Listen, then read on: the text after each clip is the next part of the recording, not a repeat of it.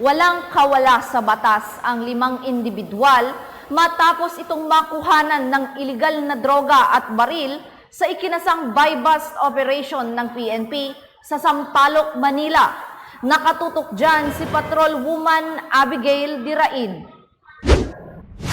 Arestado ang 5 durugista kabilang ang isang tulak ng iligal na droga na nahulihan rin ng isang kalibre 38 na baril sa ikinasang buy-bust operation ng mga operatiba ng MPD Sampaloc Police Station 4 sa Ali Juan Domingo Santiago Street, Barangay 576, Sampaloc, Manila.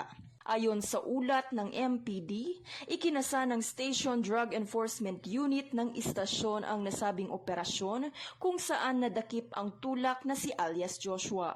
Nasa kote si alias Joshua na armado ng isang kalibre 38 na baril loaded ng 2 bala. Nadakip rin ang 4 pa nitong kasama na pawang kanyang mga parokyano. Nasabat sa mga suspek ang 6 na pakete ng shabu na tinatayang may timbang na 7 gramo na nagkakahalaga ng 47,600 pesos. Patuloy at puspusan naman ang intelligence drive-in ng mga pamunuan ng Sampaloc Police Station sa pamamagitan ng pinalakas na ugnayan sa barangay kasabay ng maaasahang presensya ng pulis sa lansangan upang masupil ang droga at maprotektahan ang bawat mamamayan sa lugar.